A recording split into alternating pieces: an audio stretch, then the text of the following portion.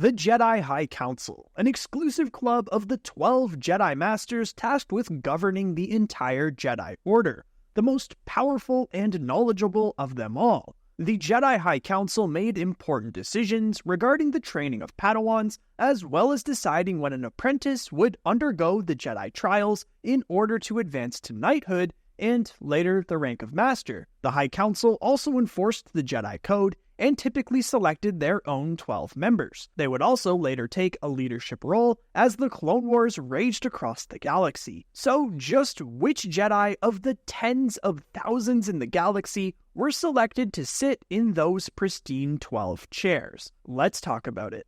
This is every single Jedi High Council member explained.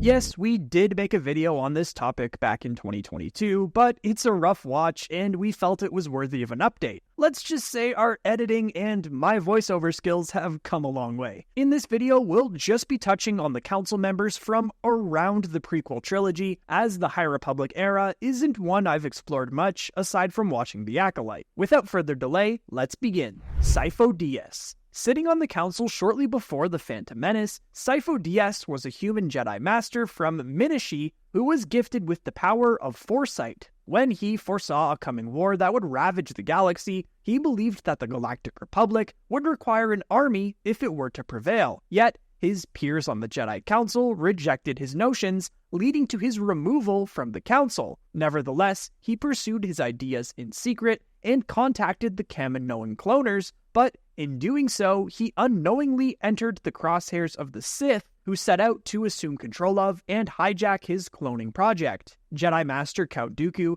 betrayed him by hiring the Pike Syndicate to target Sifo-Dyas' T6 Jedi shuttle, shooting it down with the Jedi perishing in the crash. Ironic that the first Jedi we're talking about began the chain of events that would result in many of the others dying. Tera Sinube, another Jedi that we don't outright see on the council, but did sit there before Episode 1, is Tera Sinube. The Kozian was an elder by the time of the Clone Wars and likely stepped down due to his age. Still, he was able to help Ahsoka Tano recover her stolen lightsabers, using a rare light blue lightsaber cane to do so. At some point during or shortly after the initial events of Order 66, Sinube had been killed and was entombed at Fortress Inquisitorius on the moon Nur. Jocasta Nu.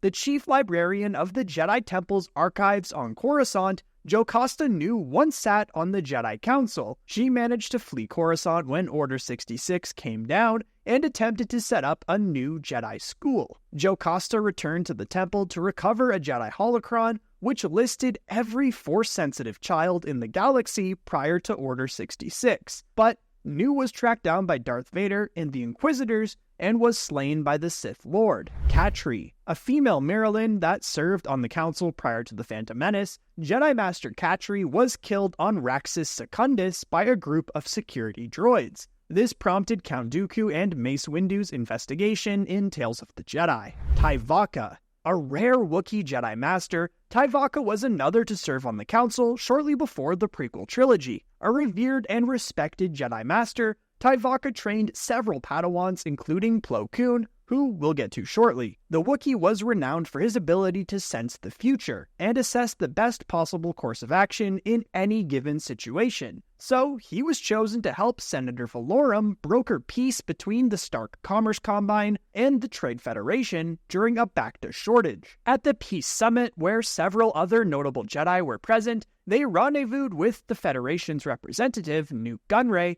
and were in turn met by the head of the Stark Commerce Combine, Eako Stark. However, upon arrival, Stark and his men drew their weapons on Tyvaka and the others, demanding their immediate surrender. Tyvaka turned the tables on Stark and his men, but in the ensuing skirmish was accidentally gunned down by Gunray's droid escort. Yoda. One Jedi who needs no introduction is none other than Yoda, a member of a still-to-be-unnamed species. Not only did he sit on the Jedi High Council, but he also held the rank of Grand Master, as the oldest and wisest member of the Order. Prior to the Clone Wars, Yoda, along with the next entry on our list, Mace Windu, each at one point also held the title of Master of the Order, as the elected leader of the Jedi High Council. Eventually, both titles would become one in the same, and remained with Yoda. We won't spend too much time with Yoda since he is one of the more well-known Jedi, but he of course served on the Council for hundreds of years prior to the Phantom Menace, even during the High Republic era. He was known across the galaxy for his wisdom and power, having trained several generations of Jedi. He would survive the events of Order 66, going into exile on Dagobah, learning how to become one with the Force from Qui-Gon Jinn, and passing his knowledge on to Luke Skywalker, dying of old age at 900 years old. Mace Windu. Seen by many as Yoda's second-in-command, Mace Windu took the seat of Master Katri following her death, and remained on the Council until he met his own demise. Windu was the user of a very rare purple lightsaber, and mastered powerful abilities like Shatterpoint, while creating his own version of the seventh form of lightsaber combat, the Pod. One of the most powerful Jedi of his time, Windu's biggest weakness may have been just how strictly he followed the Jedi Code, as one of the more rigid members of the Council. Mace was killed by Palpatine after Anakin cut off his hand, becoming one of the first victims of the Great Jedi Purge. Plokoon. As mentioned earlier, Plokoon was trained by the Wookiee Jedi Master Tyvaka, taking his seat on the Council after his death. Plokoon belonged to the Kel Dor species, and was required to wear a mask and goggles to filter the air around him so it matched his home world of Doran, a planet with a helium-rich environment. Otherwise, he would suffocate and his eye fluids would evaporate. He was the Jedi who discovered a young Ahsoka Tano, bringing her in to be trained. Plokoon led the 104th Battalion, or Wolf Pack, alongside Clone Commander Wolf during the Clone Wars. The Kel Dor served on the High Council up until his death during Order 66, when his Jedi starfighter was shot down by Captain Jags ARC-170 in the skies of Cato Nemoidia, the home planet of the Trade Federation. Plo Koon was also known to be the favorite Jedi of Clone Wars creator Dave Filoni, who wished to portray the Jedi as a Gandalf-like character. Depa Billaba, a human native of the planet Chalakta and former Padawan of Mace Windu,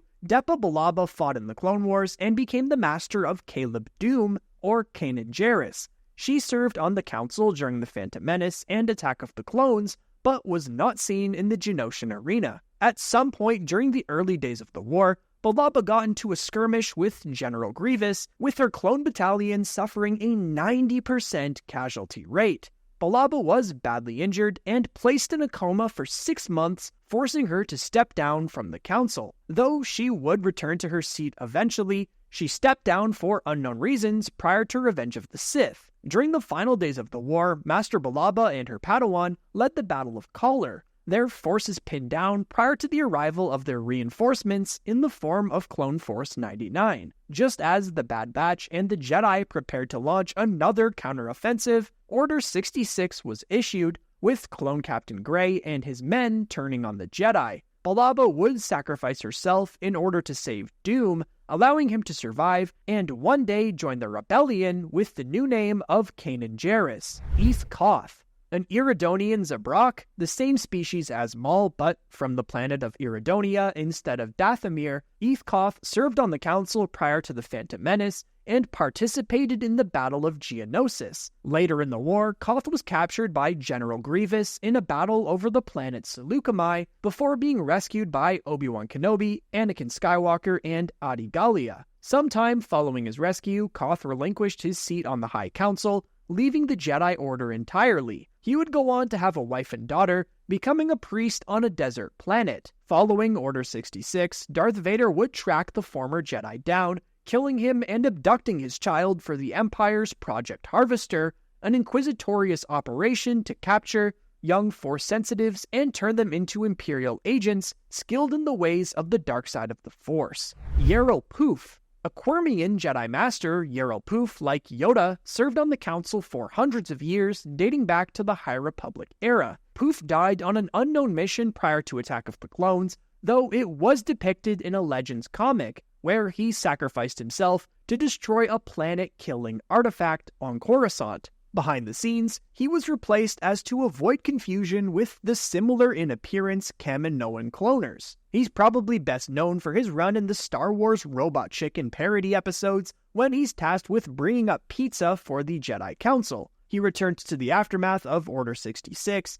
and goes on to become a chef in the Empire, serving bisque to Darth Vader and the Emperor. Adi Gallia. A Tholothean female born on Coruscant, Adi Gallia, as mentioned, aided in the rescue of Eve Koth from General Grievous. Balaba was said to be highly regarded for her skills as a diplomat and political consultant, but still led the 91st Mobile Reconnaissance Corps into battle. Later in the war, she would accompany Obi-Wan Kenobi to Florum, the pair facing off with Darth Maul and Savage Opress, the latter claiming her life by impaling her with his horns. Oppo Rancisis. Like Yoda and Poof, the Thespesian Jedi Master Oppo Rancisis served on the Council dating back to the High Republic era. He was known to be one of the wisest Jedi Masters of his time, present for several key Council meetings, and, alongside Quinlan Vos, led the siege of Seleucami during the later days of the Clone Wars. Rancisis actually survived the initial Jedi Purge,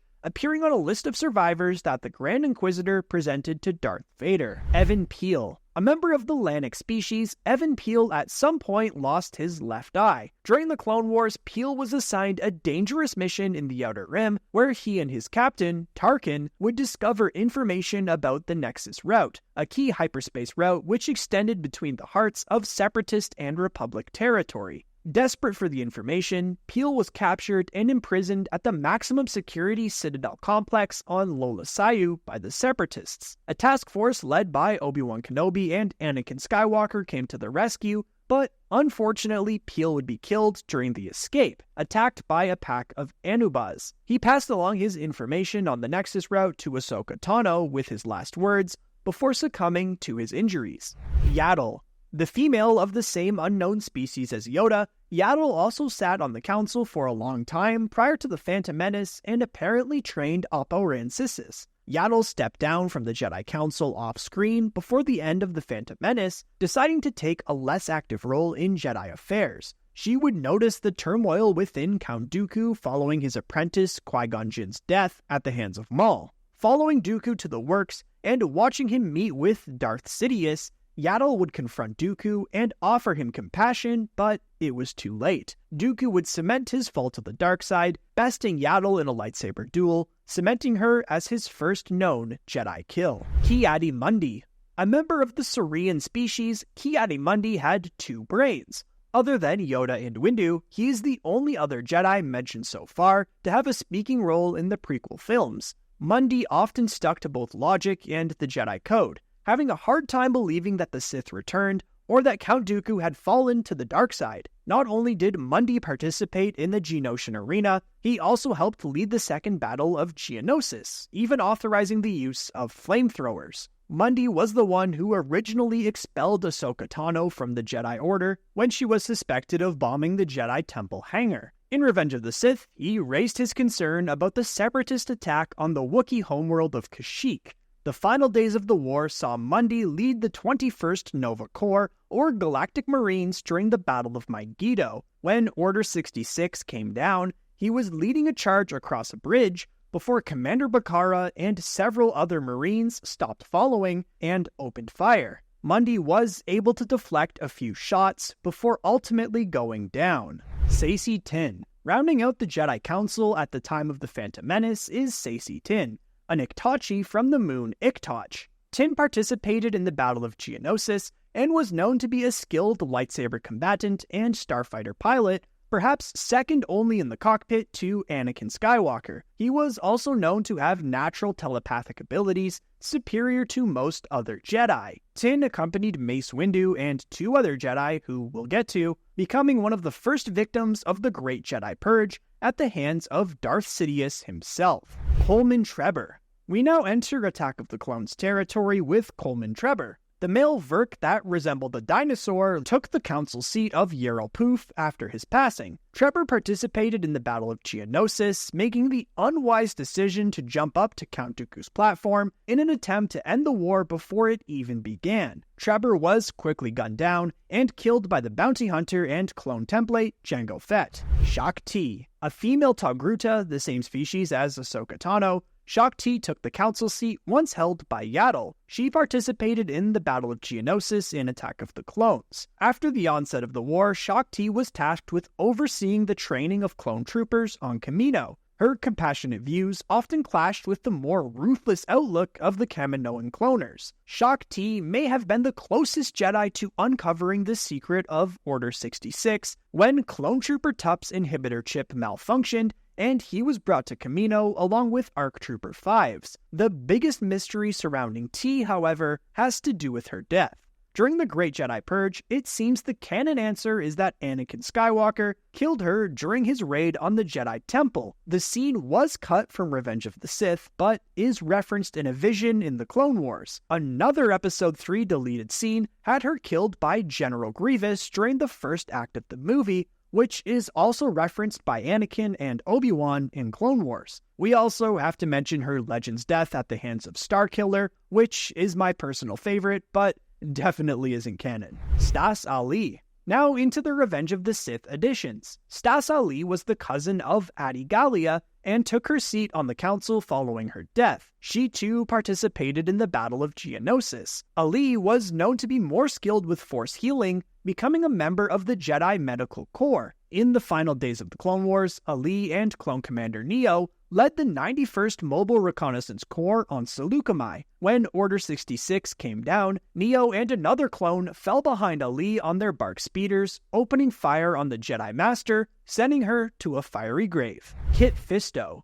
A Nautolan Jedi Master known for his dashing smile, Kit Fisto likely took the seat of Coleman Trebor after his death. Unlike Trebor, Fisto did survive the Geonosian arena and went on to fight in the war. At one point, he and his former Padawan, a Mon Calamari named Nadar Veb, were tracking Viceroy Newt Gunray, but ended up at General Grievous's lair. Veb was killed, but Fisto was able to hold his own against Grievous thanks to his mastery of Lightsaber Combat Form 1. Given Fisto's species were able to breathe underwater, he was one of the generals who led the Republic's campaign to liberate the underwater world of Mon Cala. Fisto, like Saesee Tiin, accompanied Mace Windu to arrest Chancellor Palpatine. He was able to last a few seconds longer than Tiin, becoming the third victim of the Purge after Darth Sidious sliced him across the abdomen. Coleman Kaj. An Ongri Jedi Master, very little is known about Coleman Kaj, other than the fact that he is often confused for another Jedi named Pablo Gil, who appeared in Episode 2. Kaj did actually survive the initial events of Order 66. Seen on that list of survivors, the Grand Inquisitor shows Darth Vader. However, he would eventually be found and killed by the Inquisitors. His body is seen by Obi-Wan Kenobi 10 years after Revenge of the Sith, left in a petrified state in the Fortress Inquisitorius. Ajan Kolar. Often confused for Eve Koth, Ajan Kolar took his seat on the council. Kolar fought on Geonosis with a green lightsaber, but when his Padawan, Tan Yuster, died in the battle, Kolar took his blue Kyber crystal and used it moving forward, paying homage to his fallen apprentice. Kolar was known to be an exceptional duelist, but he was the very first victim of the Purge, caught off guard and stabbed by a Force-screaming Darth Sidious. Obi-Wan Kenobi. What's there to say about our last two entries that hasn't already been said? We all know Obi-Wan Kenobi and Anakin Skywalker, so we'll keep it brief. Obi-Wan Kenobi was trained by Qui-Gon Jinn and took the council seat of the deceased Evan Peel. Kenobi was a legendary Jedi and the true master of the defensive lightsaber combat Form 3, Sarisu. He of course trained the Chosen One, Anakin Skywalker, before his turn to the dark side. After just killing General Grievous, Kenobi was targeted by Commander Cody and the 212th Attack Battalion as Order 66 was enacted. He survived and chopped up Anakin Skywalker, forcing him to wear the iconic Darth Vader suit. Going into exile, Kenobi watched over Luke Skywalker before the events of the Obi-Wan Kenobi series and A New Hope. Anakin Skywalker. Finally, we land on the last person appointed to the Jedi Council, Anakin Skywalker. Anakin was not chosen by the Jedi to sit on the council, but by Chancellor Palpatine, which the Jedi did not like. This is why they refused him the rank of Master, but what more can we say about Anakin? We all know where his fate lies. But who is your favorite Jedi Council member? Let us know in the comments. Come join us to chat more at our community Discord server, linked in the description. If you enjoyed today's Star Wars video, we've got more on the screen for you right now. Also make sure to drop a like, and if you're new to the channel, hit subscribe to join the Red Squadron. Until next time, thanks for watching, and may the Force be with you. Red 5, standing by.